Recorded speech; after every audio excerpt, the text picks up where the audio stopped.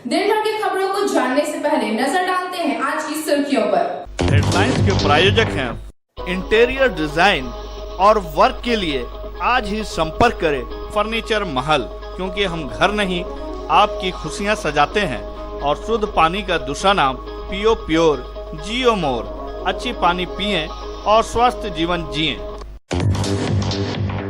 गिरिडीह जिले के मान्यता प्राप्त शैक्षणिक संस्थान की सूची जारी। सरकारी नियमों का आहर्ता रखने वाले 13 विद्यालयों को मिला मान्यता। स्कूली शिक्षा एवं साक्षरता विभाग की बैठक में लगी मुहर। उपायुक्त समेत कई जनप्रतिनिधि हुए बैठक में शामिल। खंडोली वाटर ट्रीटमेंट प्लांट के लिए 2 करोड़ की लागत से बनेगा पावर सब स्टेशन। गिरिडीह व गांधी विधायक ने रखी आधारशिला। पावर सब स्टेशन बनने से निर्बाध रूप से होगी शहर में पेयजल आपूर्ति। गुमटी का ताला और दरवाजा तोड़कर हजारों की चोरी। गुमटी संचालक ने नगर थानों को आवेदन देकर लगाया गुहार। खंडोली इंस्टीट्यूट ऑफ टेक्नोलॉजी के कर्मियों ने मैनेजमेंट के खिलाफ खोला मोर्चा। उपायुक्त को ज्ञापन सौंपकर किया मानदेय भुगतान कराने का आग्रह। 8 माह से मानदेय नहीं मिलने से भुखमरी के कगार पर हैं संस्थान के कर्मी।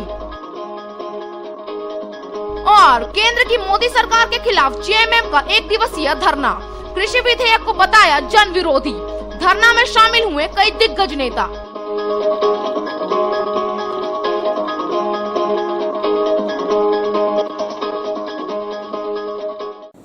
अब खबरें विस्तार से। गिरिडीह जिले के 13 गैर सरकारी विद्यालयों को स्कूली शिक्षा एवं साक्षरता विभाग की ओर से मान्यता मिली है। मंगलवार को गिरिडीह उपायुक्त की अध्यक्षता में एक बैठक कर मान्यता प्राप्त स्कूलों की सूची जारी की गई। गिरिडीह जिले के गैर सरकारी विद्यालयों को मान्यता देने के उद्देश्य से मंगलवार को उपायुक्त राहुल कुमार सिन्हा की अध्यक्षता में स्कूली शिक्षा एवं साक्षरता विभाग की एक महत्वपूर्ण बैठक आयोजित की गई।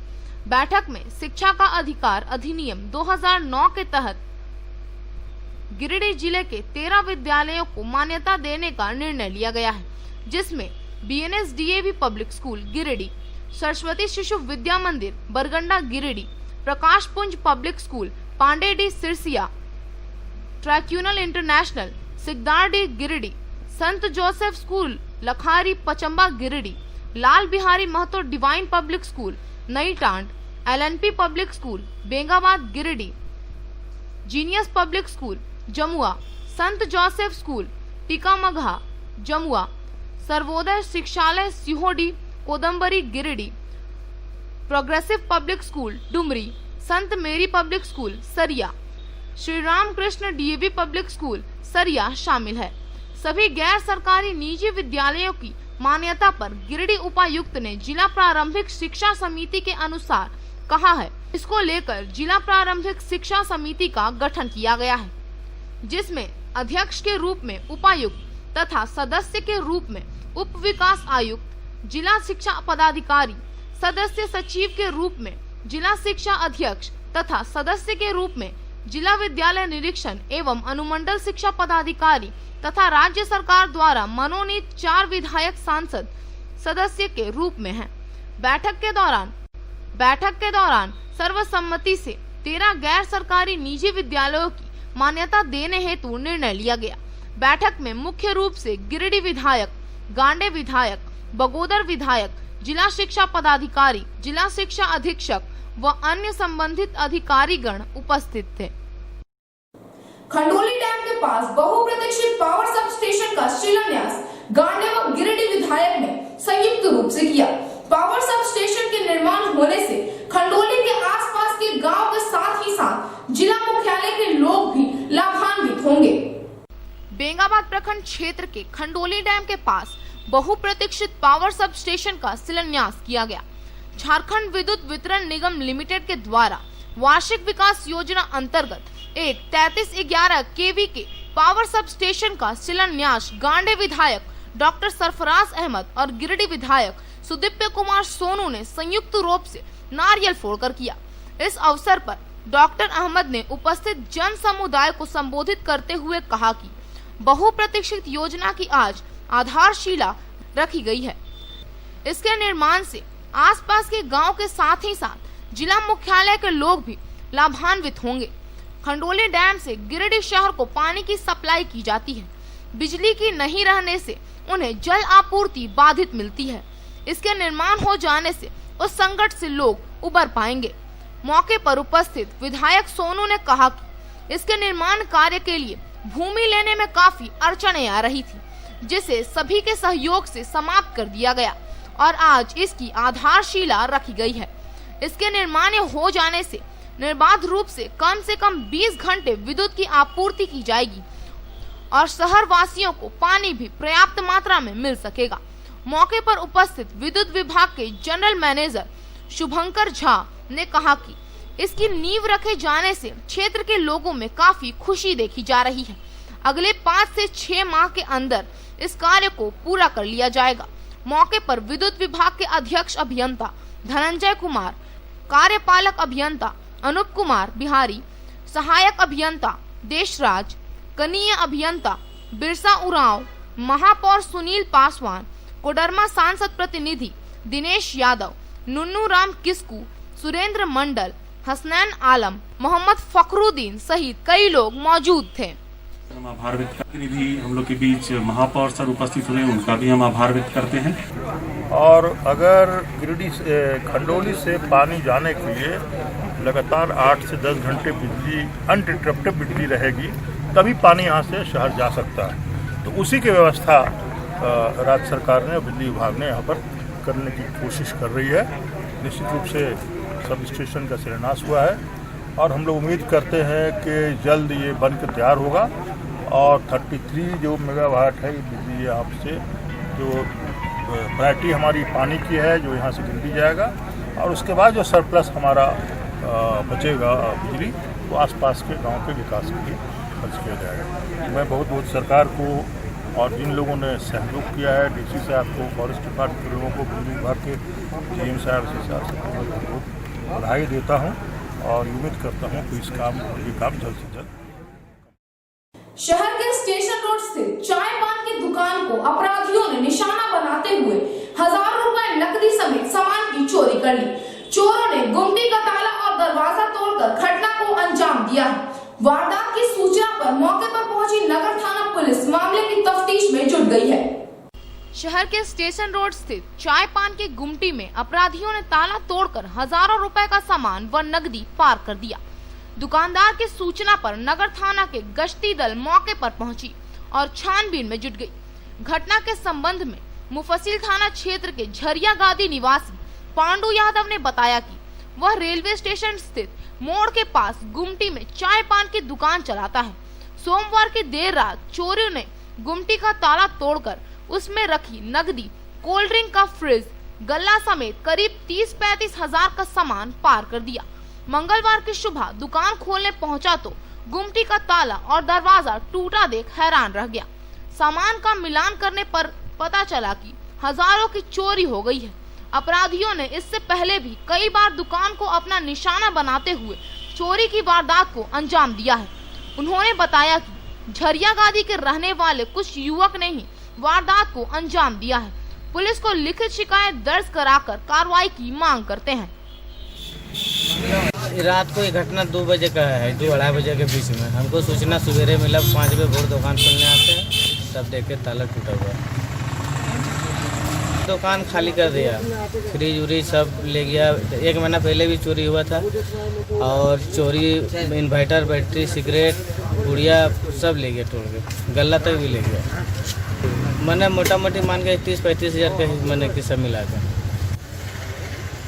झरिया गादी का रविंद्र ठाकुर के बेटा है और राजेश ठाकुर के बेटा है डिग्गी, और रविंद्र ठाकुर के बेटा एगो है,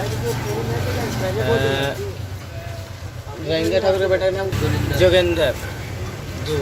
बाकी उसका ग्रुप में और भी बहुत आते हैं। ग्रुप का 2 को उसको पकड़ेंगे, बाकी सारा को लोग पकड़ेंगे। थाना में आवेदन अभी बन गया है, जाके दे रहे हैं। अब लेते हैं एक छोटा सा ब्रेक, आप बने रहें हमारे साथ। आपके महल के साज सज्जा में लगाए 4 चांद। शहर के अलकापुरी में स्थित है आपका अपना फर्नीचर महल। जी हाँ, हमारे यहाँ ब्रांड में elder, bliss, dice office system, century mattress, Kurnool mattress, Pushpa steel अलमारी उपलब्ध है। इसके साथ ही कुशल कारीगरों द्वारा फुल सागवान का सोफा, डाइनिंग सेट, बेड, दीवान इत्यादि भी उपलब्ध है। वहीं आपके घर के इंटीरियर डिजाइन के लिए बंगाल एवं अन्य जगहों के बड़े कारीगर भी मौजूद हैं, जो कि bedroom, dining hall, modular kitchen, modular office, fall ceiling, wallpaper, POP का काम करेंगे शानदार। तो अपने महल को सजाने के लिए आज ही पहुँचे furniture Mahal, Alkapuri Chowk, Giridih. Mobile number 7739577150 8340262551।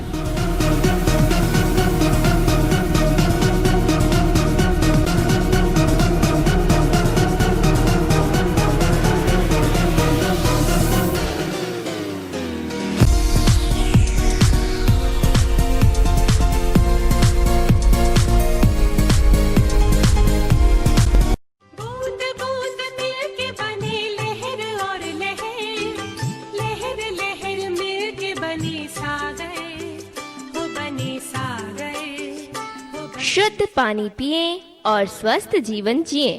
जी हाँ, MS रामेश्वरम एंटरप्राइजेस लेकर आए हैं आपके लिए शुद्ध purified mineral water PO pure.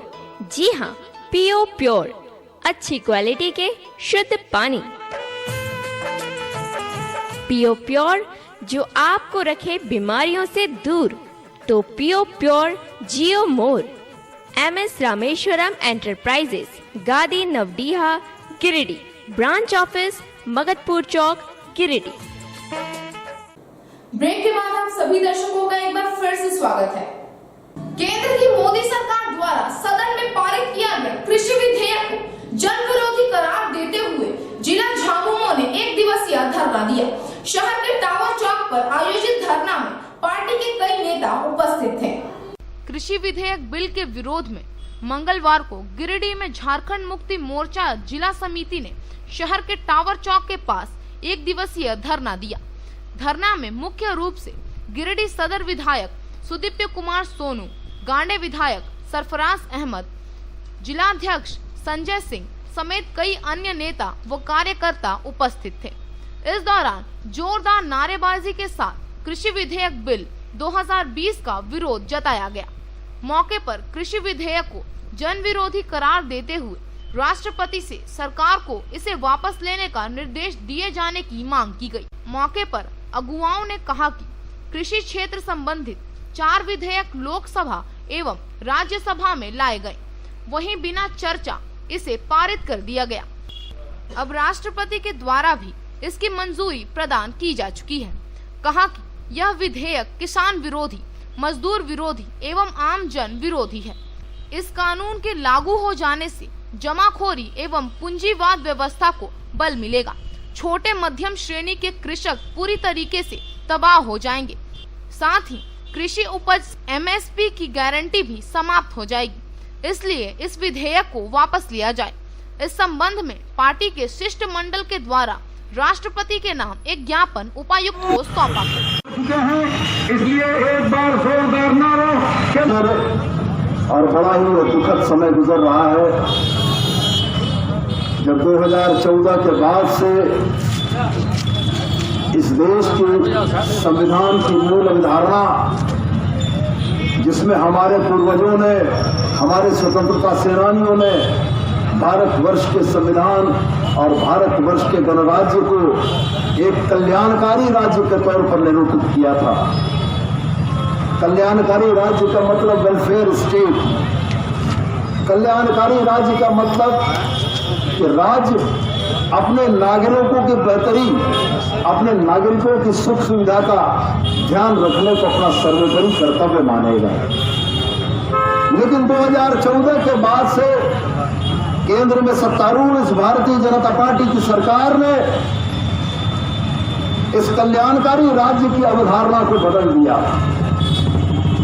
कल तक यह देश, इसकी संविधान, इसका संसद, इसके नेता, प्रधानमंत्री, संसद तमाम इस देश के आम आवाम के कल्याण की योजनाओं पर अपना ध्यान केंद्रित करते थे। 14 के बाद कर रहे हैं, अगर सरकार इन मुद्दों पर, इन किसान विरोधी बिल पर अगर कोई निर्णय नहीं लेती है तो किसानों के आंदोलन में झारखंड मुक्ति मोर्चा पूरी ताकत के साथ सड़कों पर उतरने का काम करेगी, क्योंकि ये बिल पूरी तरीके से पूंजीपतियों के हाथ में निजी कृषि क्षेत्र को निजीकरण की तरफ धकेलने का प्रयास है। केंद्र सरकार, भाजपा की जो सरकार है, अपने पूंजीपति मित्रों के हितों की को देखते हुए ये निर्णय, ये बिल बिना किसानों के मांग के लाकर जबरन इस देश के किसानों पर थोपा गया है। एक तरफ हजारों किसान प्रतिवर्ष आत्महत्या करने को मजबूर हैं और इस बिल के आ जाने से छोटे और मध्यम श्रेणी के किसान जो पहले से परेशानी में है पूरी तरीके से तबाह हो जाएंगे और पूरा जो कृषि क्षेत्र है, जो आवश्यक वस्तु अधिनियम जिसमें जमाखोरी पर नियंत्रण का कानून था इस देश में पहले से, इसको समाप्त कर दिया गया है। अब हजारों करोड़ों टन अनाज कोई भी पैसे वाला व्यक्ति गोदाम में जमा कर सकता है और पूरी तरीके से जमा करने के बाद इस देश की जो सप्लाई चेन है उस पर उसका नियंत्रण होगा। अपने मनमाने तरीके से वो दाम थोपेगा। जो आज जियो इसका सबसे बड़ा उदाहरण है। सारे जो बड़ी बड़ी कंपनियां थी, BSNL था, इसके पास इतना बड़ा इंफ्रास्ट्रक्चर था, वो आज समाप्ति के कगार पर है। दूसरे प्राइवेट कंपनियां, छोटी कंपनियां थी, वे समाप्ति के कगार पर है।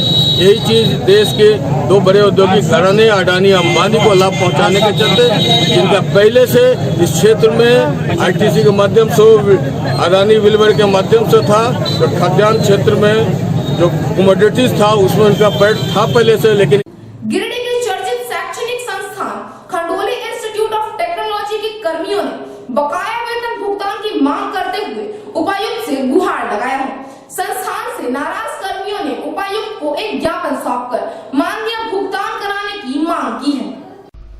गिरिडीह के चर्चित शैक्षणिक संस्थान खंडोली इंस्टीट्यूट ऑफ टेक्नोलॉजी के कर्मियों ने मंगलवार को मैनेजमेंट के खिलाफ मोर्चा खोल दिया।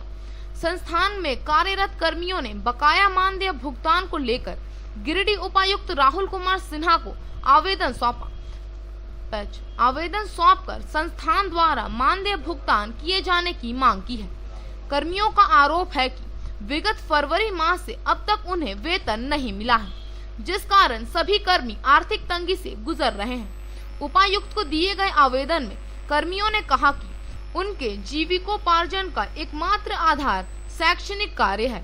सभी कर्मियों का पिछले 8 माह से मानदेय बकाया है। लॉकडाउन के वक्त किसी प्रकार परिवार का गुजर बसर हो गया, लेकिन अब मकान व राशन दुकानदार भी राशन उधार देने से मना कर दिया। संस्था के छात्रों द्वारा शुल्क भुगतान करने पर ही उन्हें वेतन मिलता है। संस्थान के लगभग छात्र छात्राओं ने बकाया शुल्क भुगतान कर चुके हैं। इसके बावजूद मानदेय भुगतान नहीं हो रहा है। कर्मियों ने अपनी पीड़ा सुनाते हुए कहा कि संस्थान में कार्यरत प्रत्येक कर्मी के पीछे 5-6 सदस्यों का परिवार है, जिसका खर्च संस्थान के वेतन पर आश्रित है। वेतन के अभाव में परिवार के अन्य सदस्य भी आर्थिक तंगी के शिकार हैं। अपनी समस्याओं का जिक्र करते हुए कर्मियों ने अनुमंडल पदाधिकारी से राहत दिलाने की मांग की है।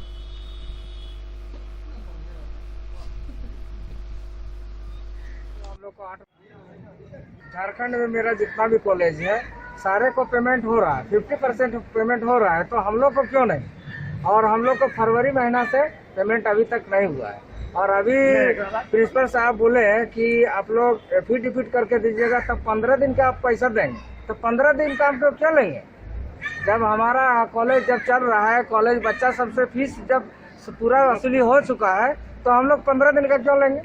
नहीं लेंगे 15 दिन का। लेंगे तो फिर पूरा लेंगे, जैसा हर कॉलेज पैसा दे रहा है उस तरह से हम लोग पैसा लेंगे, और नहीं तो 15 दिन का पैसा नहीं लेंगे। इसी हिसाब से वार्ता करें कि हमारा मिलन सर हमारे अधूरे पड़े शौचालय निर्माण को लेकर गांवा प्रखंड मुख्यालय के पंचायत भवन में एक समीक्षात्मक बैठक आयोजित की गई।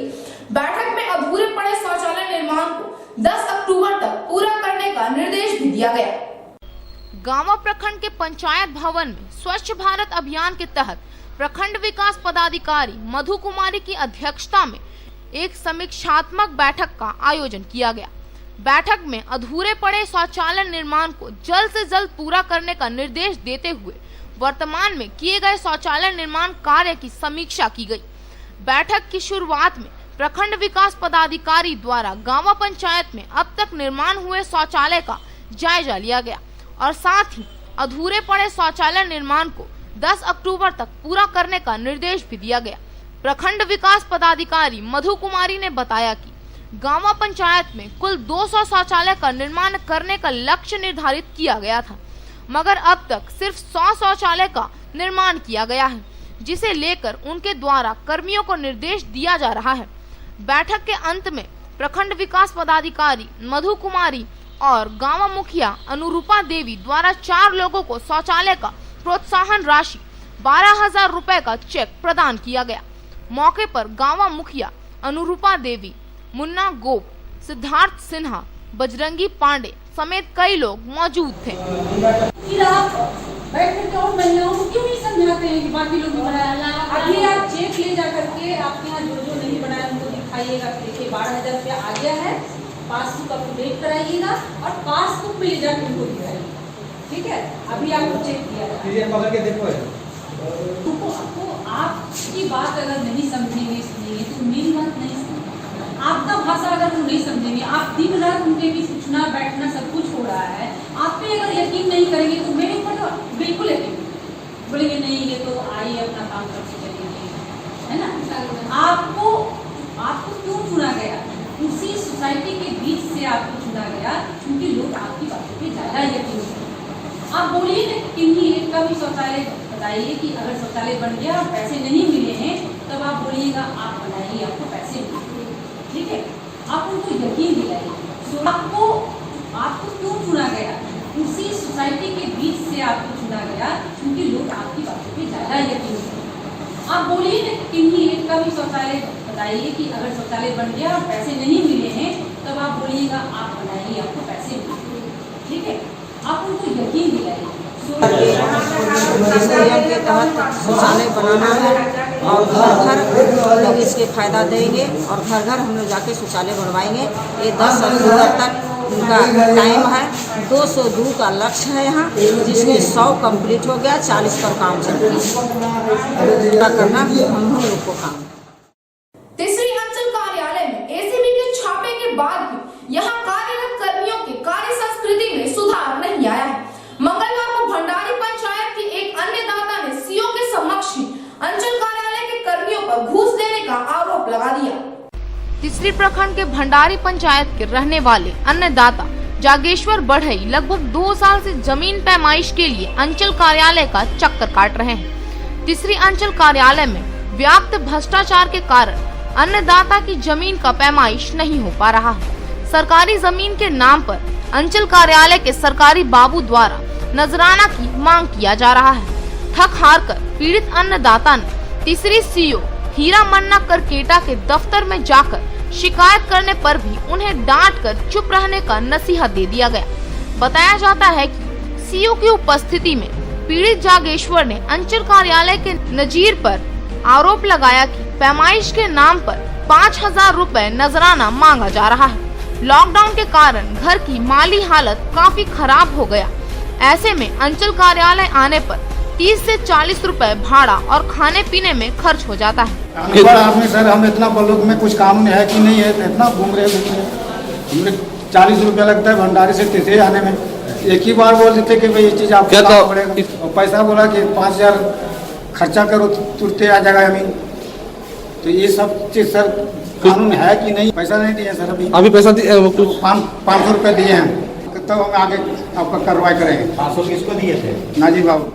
बताया जाता है कि भंडारी के जागेश्वर बढ़ई ने अंचलाधिकारी से अपील किया था कि पूर्वज के रायती जमीन को अनुसार अलग कर दिया जाए।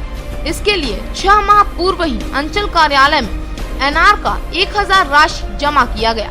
इसके बाद भी नाजीर ने पहले 500 रुपए लिया। इसके बाद अमीन उपलब्ध कराने के नाम पर 5,000 रुपए की मांग करने लगा। बताया जाता है कि 6 माह पूर्व तीसरी अंचल की अमीन अनुरुद्ध प्रसाद सिंह को एसबी के टीम ने जमीन मापी के लिए 3000 घूस लेते पकड़ा गया था। इधर तीसरी सीओ और अंचल के नाजीर ने अपने ऊपर लगे आरोप को निराधार बताया है और कहा कि जागेश्वर बढ़ई का जो काम है वह जल्द पूरा कर लिया जाएगा। विश्व हृदय दिवस के अवसर पर सामाजिक संगठन मारवाड़ी युवा मंच की प्रेरणा शाखा ने शहर के प्रख्यात चिकित्सक डॉक्टर एलपी सिंह को सम्मानित किया। मौके पर क्लब के कई सदस्य मौजूद थे। विश्व हृदय दिवस के अवसर पर सामाजिक संगठन मारवाड़ी युवा मंच की प्रेरणा शाखा ने शहर के सुप्रसिद्ध चिकित्सक एलपी सिंह को सम्मानित किया। क्लब की महिला सदस्यों ने प्रख्यात चिकित्सक डॉक्टर एलपी सिंह के क्लिनिक में जाकर उन्हें शॉल और मोमेंटो देकर सम्मानित किया। इस मौके पर क्लब की अध्यक्ष लक्ष्मी शर्मा ने कहा कि आज 29 सितंबर को पूरी दुनिया विश्व हृदय दिवस मना रही है। इन दिनों हृदय रोग के मरीजों की संख्या लगातार बढ़ती जा रही है। इसके बावजूद चिकित्सा क्षेत्र से जुड़े डॉक्टर इसके रोकथाम में लगे हुए हैं। संस्था ऐसे ही डॉक्टर को आज के दिन सम्मानित करती है। मौके पर प्रख्यात चिकित्सक डॉक्टर एलपी सिंह ने कहा कि 35 से ज्यादा उम्र के युवाओं में भी इनएक्टिव लाइफस्टाइल और खाने की खराब आदतों के कारण दिल की बीमारी होने का खतरा बढ़ रहा है। पिछले कुछ साल में दिल की समस्याओं से पीड़ित लोगों की संख्या में तेजी से इजाफा हुआ है। इनमें से अधिकांश 30 से 50 साल आयु वर्ग के पुरुष और महिलाएं हैं। ऐसे लोगों को अपने शरीर और मन को स्वस्थ और शांत रखने के लिए अतिरिक्त समय निकालने की जरूरत है। मौके पर क्लब की सदस्य कविता रजगढ़िया, सचिव आशा खंडेलवाल, प्रीति सिरोहीवाला, रिया अग्रवाल, श्वेता शर्मा मौके पर मौजूद थीं।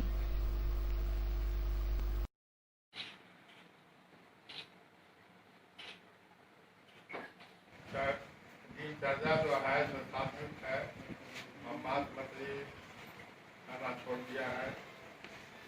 रामदेव बाबा का जो है तो जो है उनका बताया हुआ आसन योगासन की थोड़ा करते हैं और थोड़ा टहलते भी हैं और जो है तो समाज करते हैं जो आपको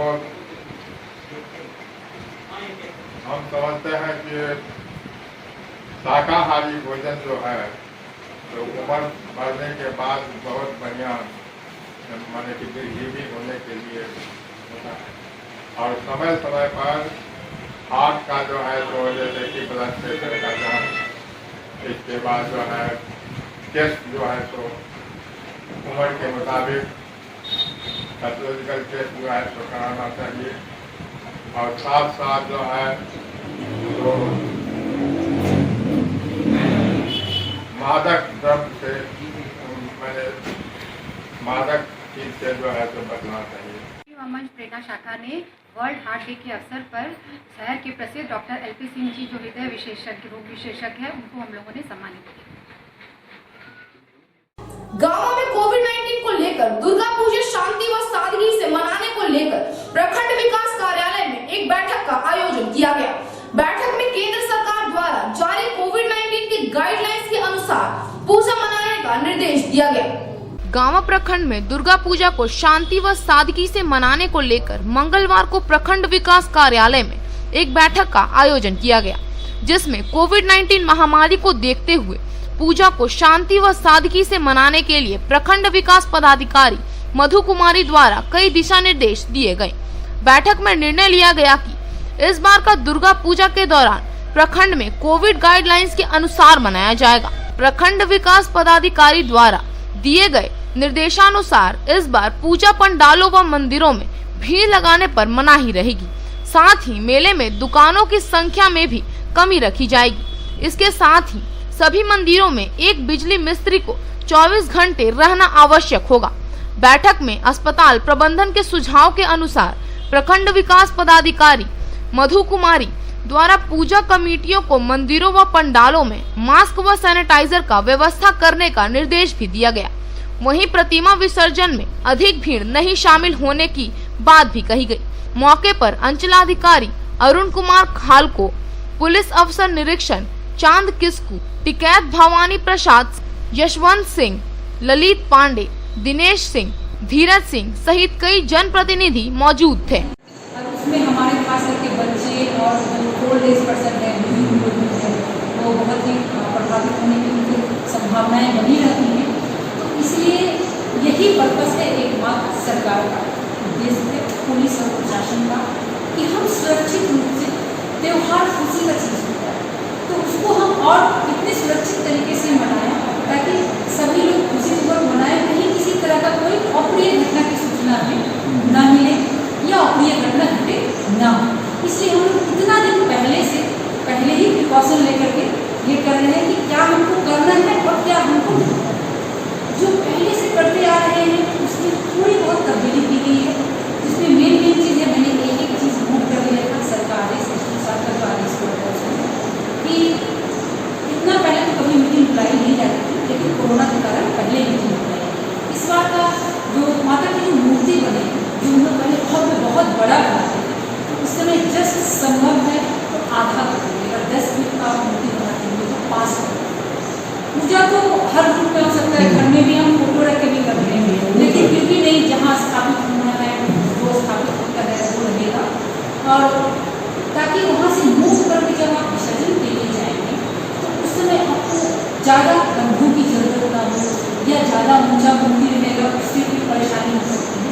इसके कारण मूर्ति का जो साइज है वो छोटा कर। गिरिडीह कॉलेज के छात्रावास में पढ़ाई करने वाले अनुसूचित जनजाति के छात्रों के बीच मच्छरदानी वितरण किया गया। इस मौके पर गिरिडीह विधायक समेत मलेरिया डिपार्टमेंट के अधिकारी मौजूद थे। गिरिडीह कॉलेज में अवस्थित अनुसूचित जनजाति छात्रावास में छात्रों के बीच मलेरिया डिपार्टमेंट द्वारा मच्छरदानी वितरण किया गया। वितरण समारोह में मुख्य अतिथि के रूप में गिरिडीह विधायक सुदीप्य कुमार सोनू उपस्थित थे। इस मौके पर विधायक ने कहा कि यहाँ पढ़ाई कर रहे छात्रों के स्वास्थ्य सुविधा हेतु विभाग की अच्छी पहल है। इससे मलेरिया, डेंगू जैसी गंभीर बीमारी से बचा जा सकता है और छात्र अपनी तैयारी बेहतर रूप से कर सकते हैं। इस मौके पर छात्रों ने खुशी जाहिर करते हुए गिरिडीह विधायक और मलेरिया विभाग के साथ गिरिडीह स्वास्थ्य विभाग का धन्यवाद दिया।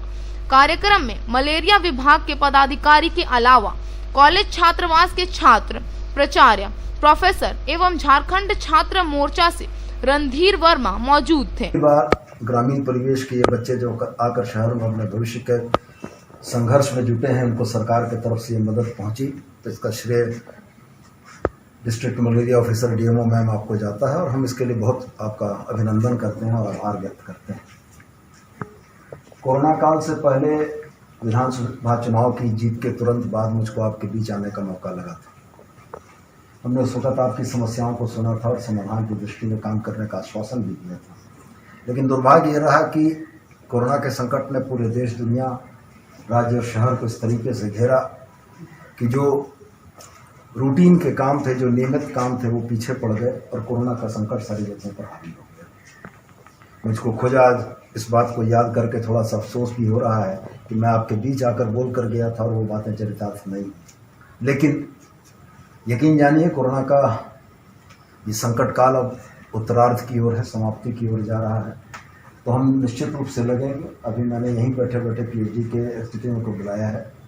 पेयजल की समस्या के समाधान के लिए त्वरित क्या हो सकता है, 2-4-5 दिनों में क्या हो सकता है, इसका समाधान अभी हम लोग निकालने का। गांव पंचायत भवन में तीसरी प्रखंड व गांव प्रखंड के मुखिया संघ का संयुक्त बैठक का आयोजन किया गया। बैठक में तय समय पर पंचायत चुनाव कराने का मांग सरकार से किया गया। चुनाव नहीं होने की स्थिति में वित्तीय शक्ति बढ़ाने के लिए सरकार पर दबाव बनाने का निर्णय लिया गया। गांवा प्रखंड के पंचायत भवन में मंगलवार को तीसरी प्रखंड व गांवा प्रखंड के मुखिया संघ का संयुक्त बैठक का आयोजन किया गया, जिसमें मुखिया संघ के जिलाध्यक्ष देवनाथ राणा उपस्थित रहे। बैठक में आने वाले समय में सरकार द्वारा मुखिया चुनाव करवाने की मांग को लेकर चर्चा की गई। इस दौरान चुनाव नहीं होने की स्थिति में सरकार द्वारा मुखिया को वित्तीय शक्ति को बढ़ाने की मांग रखने पर एक मत बनाया गया। इसके अलावा जनता और जनहित मुद्दों को लेकर विस्तृत में बातचीत की गई और गरीब कल्याणकारी योजनाओं को हर लोगों तक पहुंचाने के लिए रणनीति तय की गई। मालडा पंचायत के मुखिया प्रतिनिधि दिनेश पांडे ने बताया कि कई गरीब लोगों का पेंशन नहीं मिल रहा है और जिले द्वारा गरीबों का राशन कार्ड रद्द कर दिया गया है। इसके अलावा भी कई जनहित मामले हैं जिसको लेकर सभी मुखिया ने बैठक किया है और गरीब लोगों को उनका हक दिलाने के लिए रणनीति तय की गई है। अगर सरकार गरीबों को जन कल्याण योजना का लाभ नहीं देगी तो सभी मुखिया उग्र आंदोलन करने को बाध्य होंगे। झारखंड प्रदेश मुखिया संघ के निर्णय के तत्वाधान में आज तीसरी प्रखंड और गांव प्रखंड मुखिया संघ की बैठक है। यहाँ हमारे गांव प्रखंड के मुखिया संघ के अध्यक्ष जी है, तीसरी प्रखंड के मुखिया संघ के अध्यक्ष गोपी जी भी हैं और मुखिया संघ ने निर्णय लिया है झारखंड प्रदेश में पंचायती राज व्यवस्था पूरे देश में सबसे अंतिम पायदान 2010 में यहाँ लागू हुआ और 2010 के बाद 2 बार चुनाव हुए, 14 में चुनाव हुआ, 15 में, और उसका कार्यकाल जनवरी 2021 में समाप्त हो रहा है। जनवरी 2021 में समाप्त हो रहा है। सरकार की जो मंशा है और सरकार की जो विभागीय पंचायती गतिविधि है, इस गतिविधि से हम लोग यह मान रहे हैं कि सरकार की मंशा चुनाव कराने के भी नहीं, और जब चुनाव नहीं हो पाएगा तो निश्चित रूप से पंचायती राज व्यवस्था भंग हो जाएगा। और एक बार पंचायती राज व्यवस्था भंग हो गया तो पिछले 5 वर्षों से जो गांव का विकास, गली गली का विकास, गरीब का विकास हो रहा है वो पूर्णतः ठप हो जाएगा। एक कानूनी पहलू भी है कि यदि चुनाव नहीं होंगे तो भारत सरकार का अनुदान जो 15वां वित्त आयोग का मिलता है वो बंद हो जाएगा, कानून है। और तो गांव में विकास अभी राज्य सरकार का कोई राशि गांव में नहीं है, भारत सरकार का सिर्फ 15वां वित्त 14वां वित्त के अलावा कोई राशि गांव के लिए नहीं है। तो गांव के लोग बेरोजगार भी हो जाएंगे और गांव का विकास भी अवरुद्ध हो जाएगा। आज का यह अंक आपको कैसा लगा? आप अपनी सुझाव व राय इस नंबर पर दे सकते हैं। साथ ही ताजा तरीन खबरों के लिए आप सीधी नजर लाइव के वेबसाइट, फेसबुक, ट्विटर, पोर्टल व इंस्टाग्राम को फॉलो कर सकते हैं। अब दीजिए पूरी टीम को इजाजत। नमस्कार।